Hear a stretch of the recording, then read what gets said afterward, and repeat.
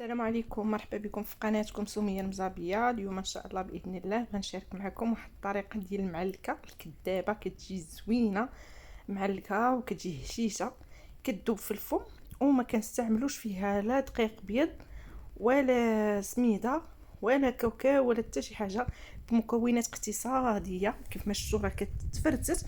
مكونات اقتصاديه كتواجد في كل بيت. كنتمنى انكم تفرجوا الفيديو حتى الاخير. بلا ما نطول عليكم غادي ندوزو مباشره. بالنسبه للمقادير عندي هنا 4 ديال البيضات،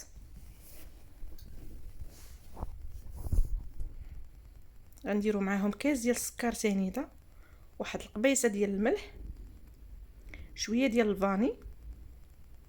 وهنايا درت البنات واحد الاضافه، النكهه ديال القهوه كتعطيها واحد المذاق فن صراحه.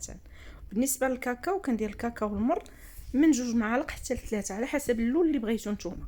كنخلط هاد المكونات مزيان بالفوي ولا بايدي باش ما كان.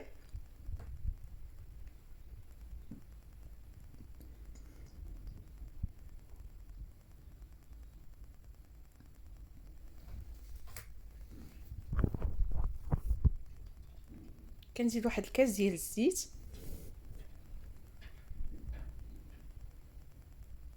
حتى هو كنخلطو مزيان باش كيدخل في داك الخليط. اي حاجه كنزيدوها معروفه في الحلويات كامله، اي حاجه كنزيدوها كنبغيو نخدموها مزيان.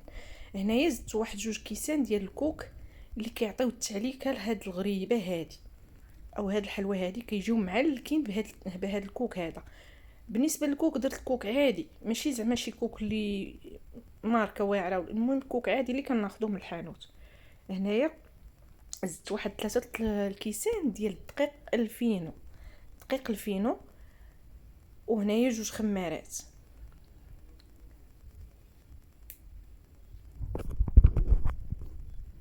كتجيب الدقيق الفينو راه كتجي فنه البنات والله العظيم كتجي حرشه. بالنسبه للكاس الرابع ما غنستعملوش كامل، غندير غير النص ديالو حتى غنخلط هادشي اللي درت دابا، هاد 3 الكيسان. وعاده غنشوف شحال يقدني وعاده غنزيد. المهم غادي ندير غير نص كاس لان هاد الخليط راه فيه ساعه ما كيتشرب. هانتوما بقى لي النص ديال الكاس صافي، غادي نخليه جانبا.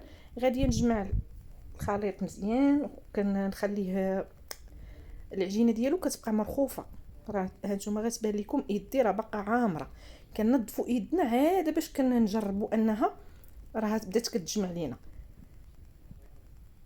كيف ما شفتوا كتبقى كتلصق، يعني كتبقى ماشي جاريه ثاني ديروها جاريه دير عليكم في اللاطه وتقولوا راه هي اللي قالت لينا.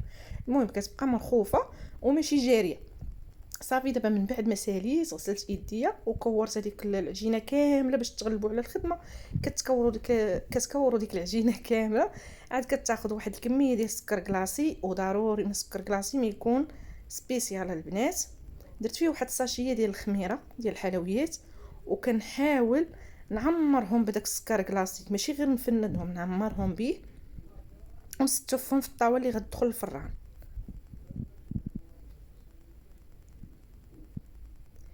المهم كندير هاد الطريقه باش كتجيني الخدمه ساهله. حتى كورتهم عاد بديت تنفنت في السكر كلاصي باش يدي حتى هي ما تعمرش. صافي هنايا بالنسبه للغريبه ساليتها. كنحاولوا نديروا واحد الضغطه شويه بالصبع، ما بغيتوش ديروها ماشي مشكل.